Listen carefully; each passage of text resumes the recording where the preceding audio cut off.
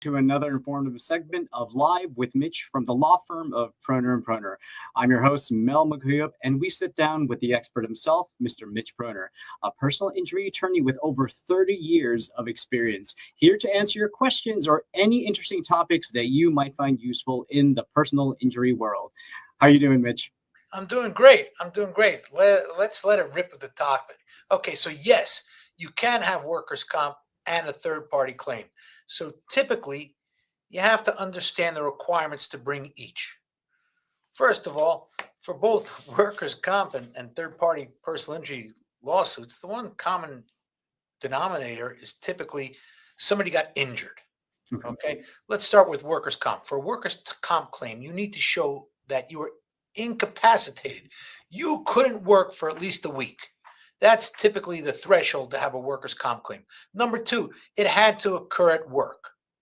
Okay. If you got injured at work, regardless of fault, it doesn't matter who's at fault. If you got injured at work and you've suffered a debilitating injury, you're entitled to compensation under workers' comp. So if I take my glasses and I'm going to put them on and I actually poke my eye out and I'm left with one eye, even though it's my fault because I can't put on a simple pair of glasses, I'm entitled to workers' comp because I did it while I was working. Right. If I did it at home, not workers' comp. If I did it in my car on the way to work, not workers' comp. So sometimes you'll see a woman putting on makeup in the rearview mirror. If she puts the lipstick in her eye and she says, "Oh, but I was just getting ready for work," not a case. Okay. All right. Suppose you're leaving your car and you're in the parking lot and you're on your way to work. Typically not a case. But if it's in the middle of your work day and you're going on sales calls and that's part of the work is using the car and going around, then that might be part of the work and it might be a case. So that could be facts determinative. Okay, for workers' comp, you need to have an injury at work. Doesn't matter who's at fault. Okay. There are other requirements. Within 30 days, you have to report the incident to your employer. If you have an incident with injuries, you got to let your employer know there was an incident. You can't just like forget about it, get fired, and then 2 months later call up a lawyer and say, "Oh yeah, by the way, I got hurt before I got fired." Right. Did you ever report it to your boss? No. But I went to a doctor. Doesn't matter. You proved your injury, but you have to report it to your employer within 30 days. That's a rule. Okay. Once you comply with those rules, the employer has obligations. They have to report it to a carrier. The carrier has to notify of your rights. And then you're entitled to payments for the entire time you're disabled for 2/3 of your lost earnings in New York, multiplied by your percent incapacity. So if you're completely disabled, you get 100% times 2/3. Mhm.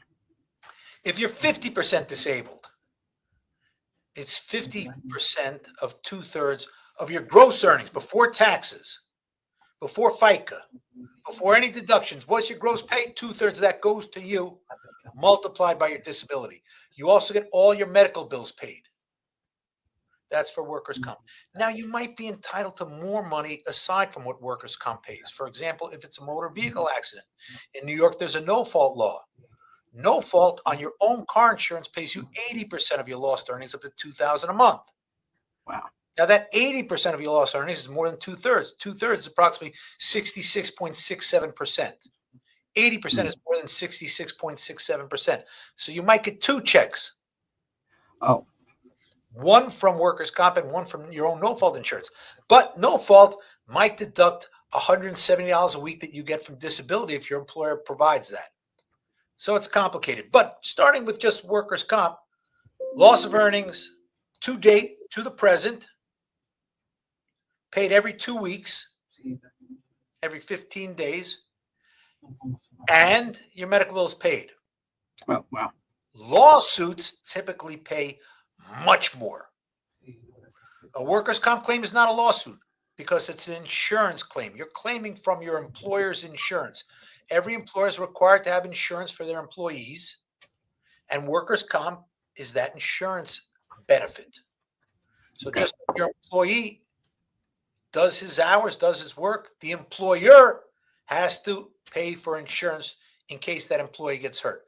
Now, does every employer do that? No. A lot of times people say, I'll pay you off the books. Oh. Typically, when you're paid off the books, you might not get those benefits because your employer is doing something shady. Okay. Have we got workers' comp claims in my office for people that were paid off the books? Yes. Have we got them money? Yes. Typically, they get hurt at work, and then a judge determines their wages. Mm. And if they don't have insurance benefits from their employer, there might be other companies that have the insurance that will be ruled they have to cover them. For example, if somebody's working for a subcontractor, the GC might have to provide workers' comp insurance. Additionally, if there's no workers' comp insurance, a state insurance fund might provide the benefits, and then they could go against the employer individually for reimbursement. Okay. Now, with a lawsuit, typically you're entitled to, if you can bring a lawsuit, much more money, because in a lawsuit, you're also entitled to future medical benefits, future lost earnings, not just to date, and more importantly, money for pain and suffering, including the loss of quality of life. Right. So, pain and suffering is usually the largest part of the award for personal injuries. You don't get pain and suffering in a workers' comp claim. But to get that money for pain and suffering, the much larger award, you need to show fault. Okay. And the fault can't be your own fault. Like my example, putting glasses in my eyes, losing my eye. That's fine for workers' comp. But who's at fault for my injury putting on my glasses? Well, the glasses manufacturer said defective product. It should have a tennis ball on the end. No. Nobody's wearing glasses with tennis balls on the end. It's my fault. There's no case. Now, sometimes products do have safeguards that should be there, and you can bring a product's liability accident. So even the accident is your fault, there might be a reason to expect that there should be a better product. For example, airbags that deploy, seat belts, crash-worthy cars, garage doors that have an alarm when they go down, trucks that make audible signals when they back up, the removal of products like asbestos and the Dalcon shield that maimed women's reproductive organs. They were all changes that were made because of successful lawsuits and lawyers like me. So there are products cases. So oftentimes an attorney can find fault even where the individual might not realize there's a potential action. So it's always a good idea to contact a competent and skilled attorney. How do you know if your attorney's competent and skilled? Well, one thing is you want to make sure somebody focuses primarily in personal injury and trial law. If somebody says I do real estate closings and they're your business lawyer and they do elderly law, they help you write a will, so you got hurt, you figure, oh, let me call my lawyer first. That lawyer might take your case, saying, oh, I could do this. I'll send them all the insurance company medical bills and I'll try and settle it. That's not the most skilled attorneys in my profession. Mm-hmm. I do nothing but accident claims and I try them, and I've lectured around the country on how to handle motorcycle accident cases. I was elected president of the New York State Academy of Trial Lawyers. I have a reputation for doing only this work. And it's challenging doing only this work. I don't think I could be successful if I tried to be a trial lawyer and do closings. Right. And do divorce. And I'll find people if they call me up, friends, family, even clients. They call me up, I got another issue. Can you help me with it? Sure. Let me get you somebody who does that. So that's the first thing, is try and do some research in terms of who you're talking to. But a lot of times a skilled attorney can find a pocket to pay for the damage that you might not know existed. Okay. Now, you have to prove fault. That fault can't be your own. It also can't be your employer's or a coworker, because that's covered under workers' comp. So if you're working in a yard and one of your coworkers drives a forklift into you, that might just be a workers' comp claim. But if you're exposed to a gravity-related risk, for example, you fall into an uncovered hole, or you fall off a ladder that's not secured properly, or if you should have had scaffolding that wasn't provided, the owner of the premises may be liable for those injuries. So you could bring a claim against that owner, even though they weren't even there. They had nothing to do with putting up the scaffold or the ladder. They just hired your company. But if it's a single family residence, they could get an exemption from that law and they don't have to pay.